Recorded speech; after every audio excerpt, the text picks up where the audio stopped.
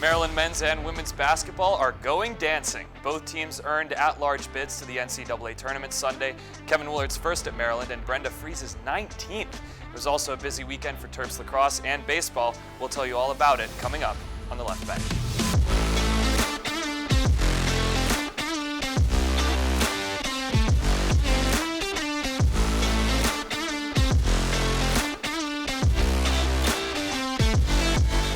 This time of year, this is what you work for.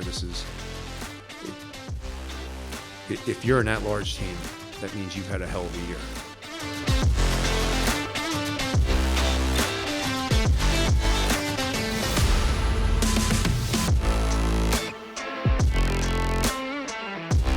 Play hard, stay aggressive, and we're just gonna really try to get back into our practices and really try to get after it. Hello everyone and welcome to the Left Bench presented by Terps and Sports Central. I'm Nathan Schwartz here with Jonas. And Jonas, wasn't it a great feeling to watch those two 68 teams were announced on Sunday? Yeah, there are a few days better than Selection Sunday on the sports calendar, and Maryland is fortunate enough to have a team in both the men's and women's brackets again this year. Yeah, well, one of those teams was in action this past weekend at the Big Ten tournament, so we'll start by recapping those two games. Maryland was the number 6 seed at the Big Ten tournament this year, where they faced off against the number 14 seed Minnesota Thursday night. The Terps got off to a quick start thanks to Dante Scott getting hot early on. Scott notched 14 points in 15 minutes and shot 4 of 8 from 3 on the night. Minnesota may not have been able to stop Scott, but they held Jameer Young to only 1 point in the first half. Coming out of the locker room for the second half, the Gophers didn't back down, finding their groove to put the points up on the board. Minnesota's Braden Carrington was getting hot at the 3, going 3 of 4 to help boost Minnesota's momentum. But the Terps weren't going to let Carrington and the Gophers get any further than that, and they responded back with 5 free throws, taking the dub 70-54. My teammates really found me early on, and they all had faith in my shot, just like Coach had faith in my shot. Even though it hasn't been falling lately, they told me to keep shooting. I felt like I got hot early on, and then they just found a way to find me, and I just kept giving them assists. In Game 2 of the Big Ten tournament, the Terps were on upset watch, looking to take down the third-seeded Indiana Hoosiers. Maryland started hot in this one, canning 6 threes in the first half alone. They shot 40% from the field in the first 20 minutes and led by 2 going into halftime. Despite the hot start, Indiana's Trace Jackson-Davis and Jalen Hood-Schifino were ready to rock offensively. The duo combined for 43 points in the game and exploded in the second half. Maryland's Jameer Young was silenced in this one as he went for a staggering 3 for 15 from the field. With limited offensive output from Young and a great transition offense from Indiana, the Hoosiers took down the Terps 70-60, eliminating them from the Big Ten tournament. Here's head coach Kevin Willard with some thoughts on his team going into the tournament. I guess my last 3 losses are to 2 teams that have won. One team's won 8 out of 9. The other team has won 6 out of 7, and we just played Indiana on the road after playing last night. I love my team. I don't know what I have to refocus. We've won 21 games. Of course, after Friday's loss, the Terps had to sit around until Sunday to find out where they were heading and who they were playing in the big dance. As many suspected, Maryland secured an 8 seed in the South region, taking on the 9 seed West Virginia out of the Big 12. If Kevin Willard's team can take care of the Mountaineers, Alabama will most be likely waiting them in the round of 32. And to preview those games down in Birmingham, as well as recap the Big Ten tournament, we're lucky enough to join by Emily Giambalvo from the Washington Post. Emily, thanks so much for joining us. How are you doing today? Yeah, thanks for having me. I'm doing well. Awesome. So looking back at the past 2 weeks with the 2 losses and the quarterfinal loss to Indiana in the tournament, what do you make of this team right now heading into the NCAA tournament? Yeah, I mean, I think if you're a Maryland fan, you're probably not feeling quite as good about Maryland now as you maybe would have a few weeks ago. It's always tough going in with 3 of 4 games that have been losses. But I do think if Kevin Willard gets asked about that, he brings up that Penn State and Ohio State were playing really well when Maryland lost to them. And I think Indiana is a really good team with 2 really great star players. So I think when you look at each loss individually, it kind of makes sense. But I do think there will be people who think Maryland maybe lost its chance to have a better seed and maybe not have as tough of a matchup here in these first 2 rounds if they make it out of the first round. Yeah, and Emily, Jameer Young was recently named second team All Big Ten for that incredible season he had. And speaking of the Big Ten tournament, he didn't really perform extremely well in Chicago, at least not to those standards of the regular season. How do you see him faring down the stretch in this tournament upcoming? Yeah, I mean, part of me just feels like I can't imagine a scenario where we don't have a great Jameer Young game remaining on the schedule. Like, and I kind of thought that after he didn't play great against Minnesota, I thought he was bound to play well against Indiana. It didn't happen. I think maybe you'd have some concerns that teams are figuring him out a little bit, but I still think he's kind of one of those players who wants to be in big moments, and he's someone who's never been in the NCAA tournament before. It strikes me as someone who will handle that well rather than get nervous and not play well on that stage. So I really just kind of feel like he's going to try to make something special happen here, and I don't put quite as much stock in the struggles of the Big Ten tournament. Looking ahead to Thursday, West Virginia is a great team. Bob Huggins, one of the best coaches in all college basketball. Who do you think is going to have to be the X factor for Maryland in this game to beat West Virginia? I mean, I think it's a tricky game for Maryland. I haven't done too much research, but it seems like West Virginia is one of those teams that is maybe seeded a little bit lower than some of the other metrics. And again, that kind of speaks to the trouble Maryland is stumbling into by way of slipping down to an 8 seed and having to face a 9 seed. And my instinct is just that if you're buying in on one conference, you're probably buying in on the Big 12. And if you're out on a different conference, it's probably the Big 10. And I never know how much that means around this time of year, but I think that's a little worrisome. The one thing that you might have going for you if you're Maryland is it looks like, at least in the metrics, like they're a better offensive team than defense, and I think Maryland prefers that. I think their offense gets a little stuck if they're faced with a really good defense, and the game that comes to mind is the Rutgers game this year where that didn't go well, and it seems like they're fairly balanced. And what I've read very briefly so far seems like Eric Stevenson is the best player, the person to stop, and I think it will be a really close game. And then possibly looking past West Virginia, what do you think this team's ceiling is in the tournament, say they get out of the first round there? It's so tough, right? Like to get past a 1 seed in the second round, and maybe it shouldn't, but it just feels so different than trying to get past a 2 seed. And Alabama, has clearly been one of the best, if not the best team in the country. So I think it would be tough. And I have a hard time seeing it going differently than it did a couple years ago where Maryland got out of the first round and then played Alabama in the second round, and it was just out of hand so early. I think winning 1 game would be a big success for Kevin Willard. I think making the tournament is already a success, but I probably had way more rational expectations than most fans entering the season. So I think winning a game is success. Anything more, beating a 1 seed in the second round would be absolutely huge for the program, but my gut is that Maryland probably isn't quite a second weekend team yet. Alabama's going to be a tough challenge. Emily, thanks so much for taking the time, and good luck covering the team the rest of the way. Yeah, thanks for having me. You can read Emily's work in the sports section of the Post and follow her on Twitter at Emily Giambalvo. Now, coming off a gut-wrenching 89-84 loss against Iowa in the Big Ten tournament semifinals, Maryland women's basketball is the 2 seed in the Greenfield 1 region of the NCAA tournament. The Terps start their journey to Dallas against the winners of the Patriot League, Holy Cross, at Xfinity on Friday. And if Brenda Friese's squad beats the Crusaders, they will face the winner of 7-seed Arizona and 10-seed West Virginia on Sunday. This is the 6th time in Friese's tenure that Maryland will enter the tournament as a 2 seed, the last time being in 2021 when Maryland lost to Texas in the Sweet 16. Here's the team finding out about its seed on Selection Sunday.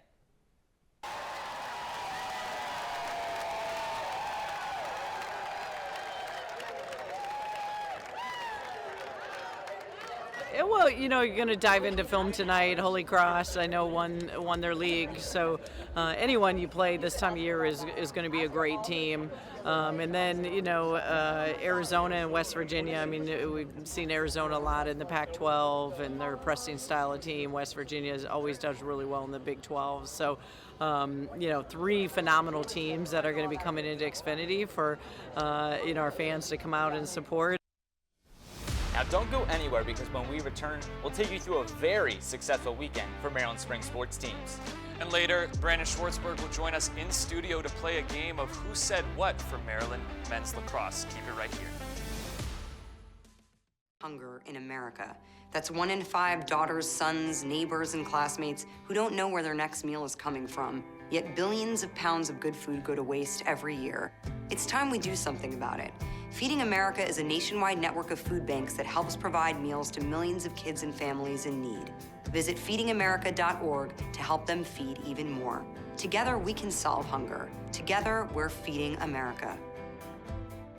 There's so many rewards in life. You coming into our home was one of the greatest rewards we could have ever had. You know, it took 20 years, and I got my third child, who was 17 at the time. It's so cool to watch the adult that you've become, and you really have done as much for us as you think we've done for you.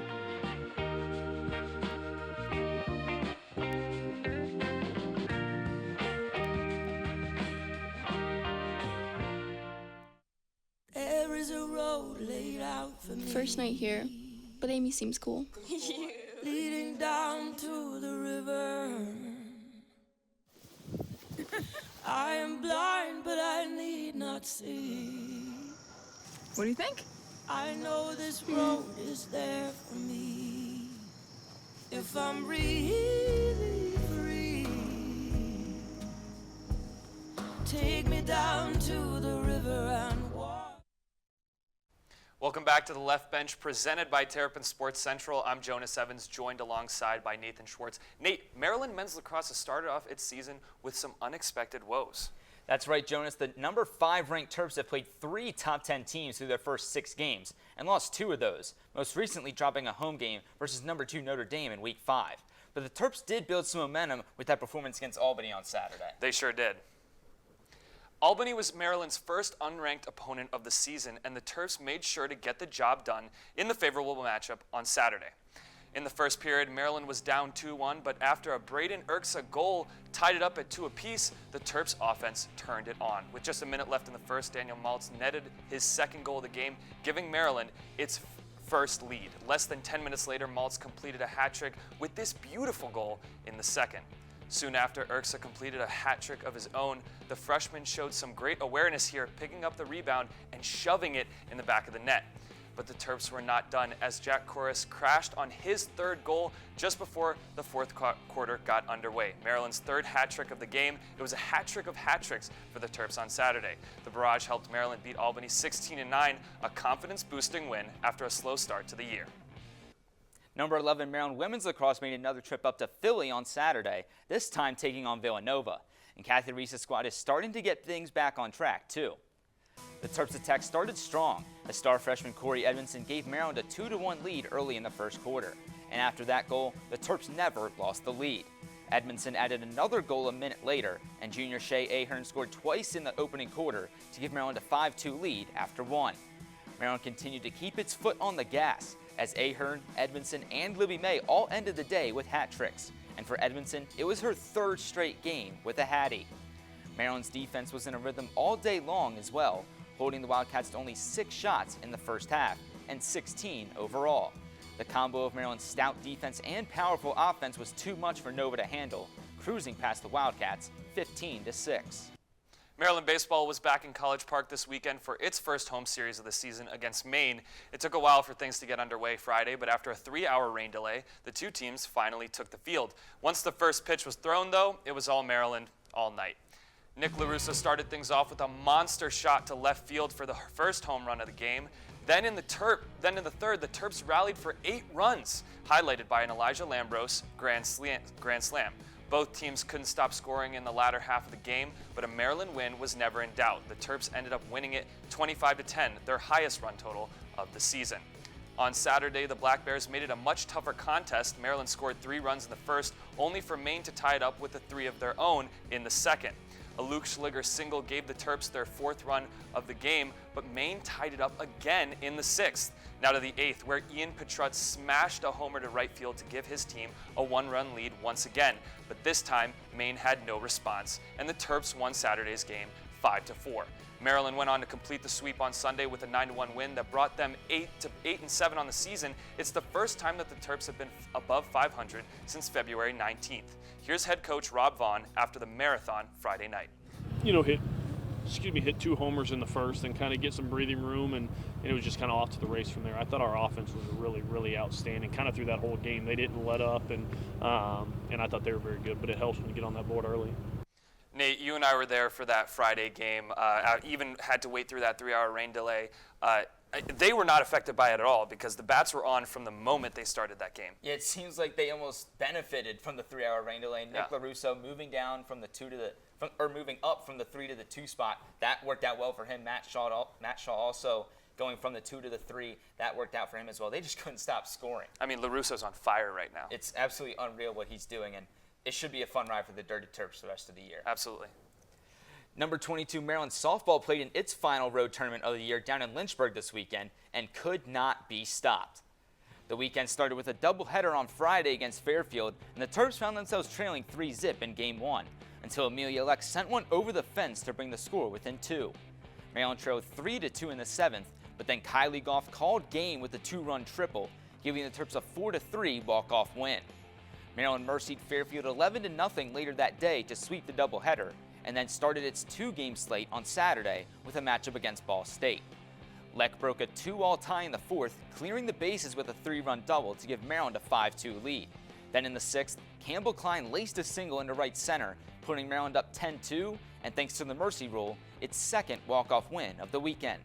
The Terps beat Sacred Heart 4-1 in their second game on Saturday, returning to College Park after a 4-game sweep and with a 9-game winning streak. 21st ranked Maryland Gymnastics took the floor at Xfinity for the last time this year, and they did so with a bang. Maryland started off with a 49.1 on the vault, so I guess the Gym Terps weren't affected by the daylight savings Sunday. Josephine Cogler added a 9.9 on the beam to set up an exciting finish. Going into the final rotation, Towson held the lead, but the Terps did what they've done all year. An impressive 49.475 on the floor led to a season-high point total of 197.1.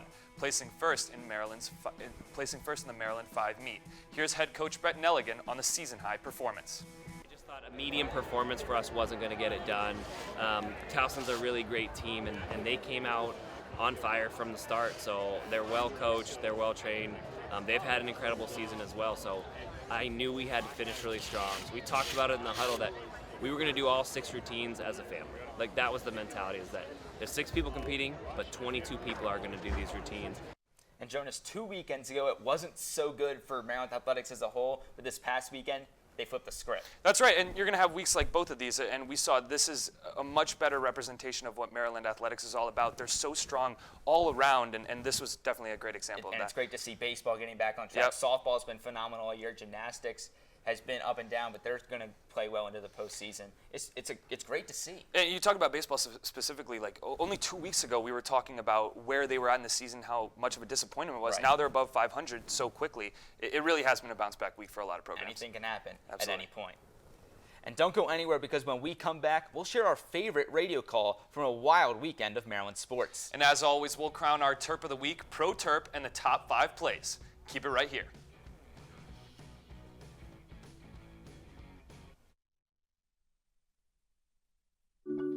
I tell my son, I love you every single day. I love you. Now, my dad has never said that to me. Not because he doesn't love me, but because culturally it wasn't comfortable for him.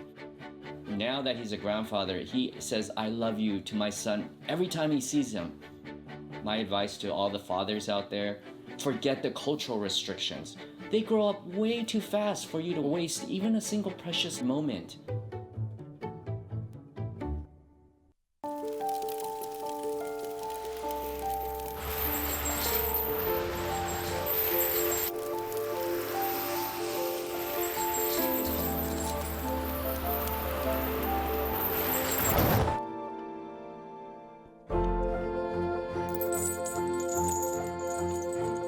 Did you know dragging chains can spark a wildfire? Only you can prevent wildfires.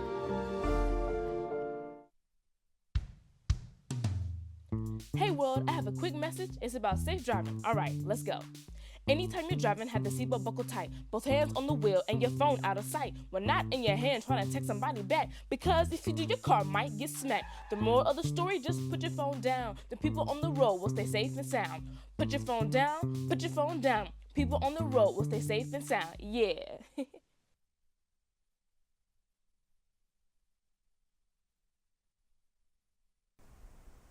Welcome back once again to the left bench. I'm Nathan Schwartz, that's Jonas Evans, and it seems that we always have to have Brandon Schwartzberg on the show when we come on to anchor. Brandon, thanks for being here once again. Thank you guys. Yeah, I know it's a lot of fun when I come on, so just had to do it one more time. Yeah, and this time we're going to play a little game of who said what. We had cheating allegations last week, so we're going to take care of this paper and make sure you don't see it, Brandon. No problem. I'm going to go with a quick one first. It's give me the ball and I'll make a play. It's a quick one. Give me the ball. Oh, Dante Trader. Oh, he's one for one. Yes. Correct. If that was one I thought you were going to get, that was one. Yeah. And obviously Dante Trader coming over from the football team to play lacrosse this year. What have you thought of his addition so far? Yeah, I think he's been really impressive on both sides of the field. I mean, on defense, in the midfield, he's been great. He's been hitting some guys hard, bringing that safety skill over from football. And then when he gets the ball, he's electric. I mean, he had a goal last week against Albany that really just came out of his stick firing. So he's just been very impressive, and I know that the team is very, very lucky to have him. That goal was a rocket. Yes. It was so fast. Sure was. So let's get right into the second one. So it starts with, we are very much a system, and we do rely on everybody being involved and everybody being on the same page. Who said that, Brandon? Ooh. I can say it again if you want me to. One more time? Sure. We are very much a system, and we do rely on everybody being involved and everybody being on the same page. You asked for it a second time, so I'm expecting you to get it. I can't give it to you a third time. Is it Coach John Tillman? It sure is. He's 2 for 2. He's 2 for 2. Very good. Much better than Kira and Ricky were last week in the United Center trivia, but that one was a little tougher because that one could have been a player. That's or what I Coach thought. Tillman. It could have been a trick question. You had to expect at least one. Yeah. All right, our next one is mistakes are going to happen, but with our new group, we've been working since August, and we all came together, and we've bought into our system. Tough one. You're 2 for 2 right now. This is from early in the season. I know that. Say it one more time. Mistakes are going to happen, but with our new group, we've been working since August, and we all came together, and we've bought into our system. System mentioned a lot. No surprise with the John Tillman. Yeah. Is it Brett Makar? No, it was Jack Brennan after the I was- Richmond game. Okay. Was that one of your considerations? Yeah. I mean, he hasn't spoken a ton, but I do remember after that Richmond game, so he probably would not have been in the top 3, though. So that's a tough one. Yeah, I mean, I guess you just have to be better at knowing the team you cover. Yeah, I guess so. It happens. It happens. Mistakes are going to happen, as Jack said in that one. But how have you felt like the team has adjusted so far with all these new changes, now considering they're halfway through the regular season? Yeah, I mean, the season opener against Richmond, they looked great. They were efficient. They really looked like they didn't lose a step from last year's national championship team. But then the next few games, and really up until the Albany game, they really have looked inefficient on offense. A lot of missed shots, a lot of just high shots that aren't even close to being on goal.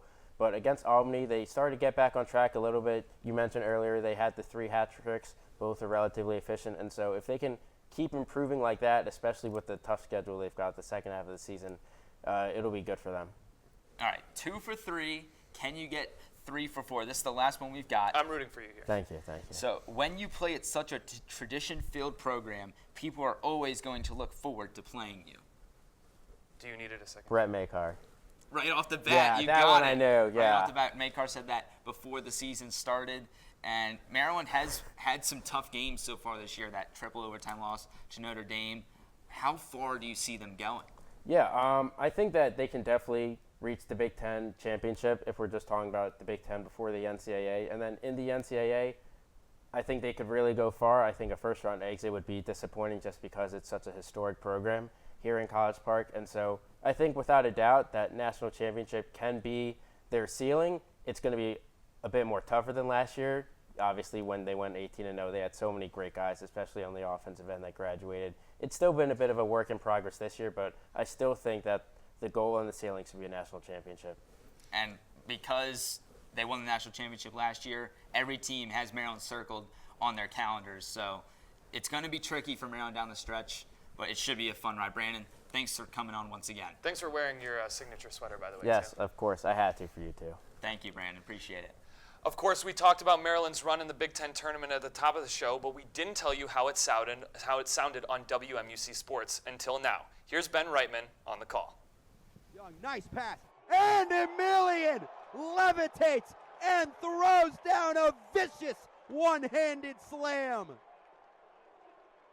Oh, the Canadian got all the way up and stuffed it. Jonas, Ben's been great on the call all season long and was especially good in the Big Ten tournament this weekend. Absolutely, and as is all of WMUC. They do a great job every single time. We've seen from the calls of the week how good they are. Absolutely. Well, our Terp of the Week has been on fire at the plate, and this weekend proved how much of an offensive weapon he is. That's right, it's none other than Maryland baseball's Nick LaRusso. LaRusso had himself a weekend against Maine. The senior hit for a .385 average against the Black Bears, slugging 3 home runs and collecting 6 RBIs. And not only did LaRusso hit well against Maine, but he now has a 14-game hitting streak heading into Wednesday's game at Delaware. What a season it's been so far for LaRusso, and expect him to be a key part of this lineup for the rest of the season. Congrats to Nick for being our Terp of the Week. For this week's Pro Terp, we felt like we had to go with that major shakeup at the top of the NFL draft. The Carolina Panthers agreed to trade DJ Moore along with 4 draft picks to Kevin McNulty's Chicago Bears in exchange for the #1 overall pick in the 2023 draft, ending Moore's time in Charlotte. Moore collected over 5,000 receiving yards and scored 21 touchdowns in his 5 seasons with Carolina, and he'll now head to the Windy City to head up with Justin Fields. What a great opportunity for DJ, and we know he will do well in Chicago. Congrats to Moore, this week's Pro Terp. All right, Jonas, let's give the people what they want. Top 5 plays, get us started. Absolutely, Nate. At number 5, it's Jack Corus with the pump fake shot. Gets it over the goalie. Goalie has no shot there. Jack Corus with the beautiful goal. Now to the women's team at number 4, it's Jordan Lipkin with this no-look assist to Libby May right outside the crease, and she puts it into the back of the net. Great teamwork from the sophomore to the senior. At number 3, we have Ian Petrutz with the go-ahead homer against Maine. Ian Petrutz was one of the many Terps that had an incredible weekend, Nate. We were talking about it all show. What a showing they had against Maine. And I will stick at the bottom with number 2. Look at that from Elijah Lambros. Another dirty Terps grand slam. They just can't stop hitting the home runs with the bases loaded. Let's look at this one more time off the bat. What a moonshot from Lambros. That was a missile. And at number 1, we have Patrick Emilian slamming it down on Trace Jackson Davis. That's right, bench player Patrick Emilian gets it done. What a slam in a big moment. Gets a little hurt afterwards, but incredible play. And that's it for this edition of The Left Bench. No show from us next week because of spring break, but Alana Mutnick and Alex Gary will be at the desk on March 28th. As always, be sure to keep up with all of Terrapin Sports Central's coverage on Twitter, Instagram, YouTube, and online at terrapinsportscentral.com. We'll see you next time.